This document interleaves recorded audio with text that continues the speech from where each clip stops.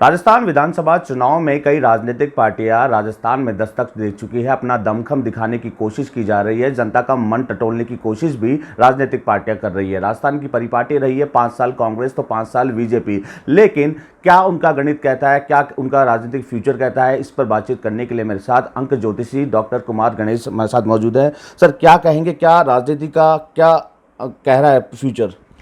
देखिए, राजस्थान की राजनीति का संदर्भ अगर लें तो यहाँ पर 5 साल पहले हमने अपनी भविष्यवाणी में कहा था कि इस बार कांग्रेस सरकार बनने जा रही है। और 17 दिसंबर 2018 को जब कांग्रेस सरकार ने शपथ ली थी, अशोक गहलोत जी की सरकार ने, उस दिन ये भविष्यवाणी की थी कि 5 साल बाद ये सरकार रिपीट नहीं होगी। तात्पर्य ये है कि इस बार विधानसभा चुनाव के बाद में राजस्थान एक बार फिर से भारतीय जनता पार्टी की सरकार देखने जा रहा है। भले ही चाहे कांग्रेस सरकार अभी जो है इसके हरावल दस्ते के लोग हैं, चाहे इसका प्रदेश आला कमान हो, चाहे इसका केंद्रीय आला कमान कितना ही जोर मारे कहें, वो एक अलग बात है। क्योंकि देखिए, युद्ध लड़ा जाता है तो उत्साह की अधिकता में लड़ा जाता है। तो उनका कहना कि हम रिपीट हो रहे हैं एक अलग बात है। लेकिन अंक ज्योतिष का जहाँ तक सवाल है तो ये सरकार रिपीट होने नहीं जा रही है। हाँ, इतना अवश्य है कि इस सरकार का अगर हम चुनाव में जाने का और मतगणना का देखें, यानी कि जो सारा आधार होता है मतगणना की दिनांक पर, वो दिनांक अगर 7 दिसंबर तक रहती है तो कांग्रेस को विधानसभा चुनाव के बाद भी अच्छी सीटें मिल सकती है।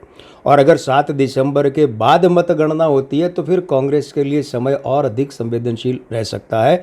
अब जहाँ तक रहा सवाल भारतीय जनता पार्टी का, तो राजनीतिक कयास और राजनीतिक बातें अपनी जगह, ज्योतिष में इनके लिए कोई जगह नहीं है। विशुद्ध ज्योतिषीय गणना अगर करें तो भारतीय जनता पार्टी अपनी सरकार बनाने जा रही है, और वो भी पूर्ण बहुमत के साथ। अब यहाँ याद ध्यान दिए जाने वाली बात है कि राजस्थान में पूर्ण बहुमत का मतलब होता है 101 विधानसभा सीटें।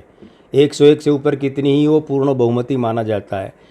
हालांकि सीटों की संख्या की और सटीक गणना जो है वो तो तब हो पाएगी जब मतगणना की दिनांक घोषित होगी।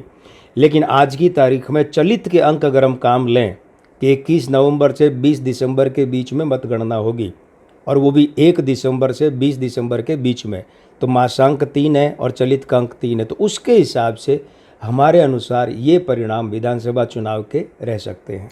सचिन पायलट की बात करें, क्योंकि उनके गुट के विधायक सचिन पायलट भी चाह रहे थे कि उनको जो है सत्ता की कुर्सी मिले, मुख्यमंत्री के पद के दावेदार हो, मुख्यमंत्री का फेस बनाया जाए। क्या लगता है, क्या फ्यूचर में सचिन पायलट मुख्यमंत्री की कुर्सी पा पाएंगे? असल में सचिन पायलट जी के अंकों में 2 खास बड़ी बातें हैं। एक बात तो जन्म से उनके साथ में है कि विरल स्त्री पितृ दोष है। दूसरा, उनके पिताजी की मृत्यु के बाद में पिताजी की मृत्यु की जो प्रेत युति है उसका और साथ हो गया है। तो ये कोढ़ में खाज वाली बात हो गई। इन दोनों के कारण से सचिन पायलट जी के लिए हमने, जब उन्होंने बगावत की थी मार्च अप्रैल 2020 में, उस समय भी कह दिया था कि इन्हें कुछ नहीं मिलना है। और इस भगदड़ में सचिन पायलट अशोक गहलोत की कुर्सी छीन नहीं पाएंगे। कारण ये है कि जब तक वे 2 दोष उनके साथ लगे हैं तब तक सचिन पायलट को भले चाहे ये लगे कि अब सीएम की कुर्सी मिली, अब मिली, लेकिन मिलेगी नहीं। बिल्कुल पास में जाकर के छींका टूट जाता है, ये कहावत उनके साथ हुई है, हो रही है।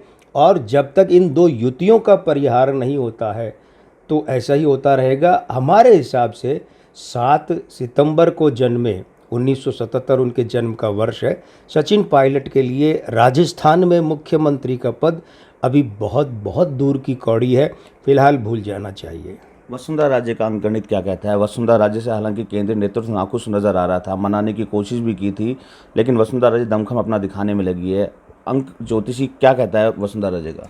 वसुंधरा राजे जी के अंकों के साथ में एक खास बात है, और ये खास बात भाजपा में 3 लोगों के साथ है।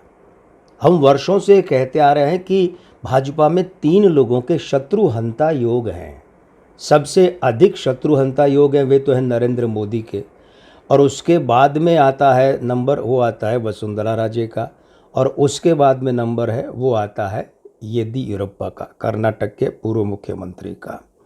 वसुंधरा राजे के अंकों में ये योग भी है कि जब जब लगता है कि उनके जीवन में पराभव आया है, पतन आया है, उसके बाद फिर पिछली बार से बड़ा उठाव आता है, बड़ा उत्थान आता है।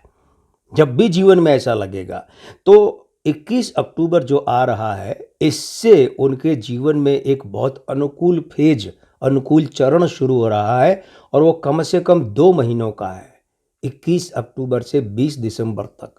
ये समय ऐसा है कि वसुंधरा राजे के लिए बहुत अनुकूल रहेगा। अगर उनके और आला कमान के बीच में कहीं कुछ ऊंच नीच है, कोई कमी बेशी रह रही है, तो वो बराबर हो जाएंगी। और वसुंधरा राजे के अलावा और 9 लोग हैं, कुल मिलाकर 10 लोग राजस्थान में, जिसमें ओम बिरला है, ओम माथुर है, राजेंद्र राठौड़ है, अर्जुन राम मेघवाल है, राज्यवर्धन सिंह है, दिया कुमारी है, गुलाब चंद कटारिया है और सतीश पूनिया है। इन सब को मिला लें तो इन सब में सबसे अधिक मजबूत अंक हैं वे वसुंधरा राजे के हैं। इसीलिए हम मुख्यमंत्री की दौड़ में वसुंधरा राजे को सबसे आगे मान रहे हैं।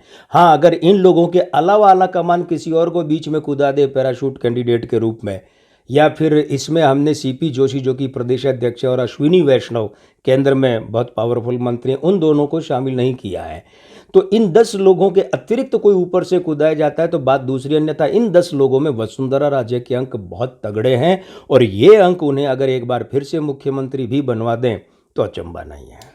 बिल्कुल, तो ये थे अंक ज्योतिषी डॉक्टर कुमार गणेश, जिन्होंने बताया कि बीजेपी मजबूत स्थिति में है और वसुंधरा राजे भी मजबूत स्थिति में है। हालांकि सचिन पायलट को लेकर कहा कि लगातार कुर्सी की चाह उनके पास है, लेकिन कुर्सी अभी तक उनसे बहुत दूर है।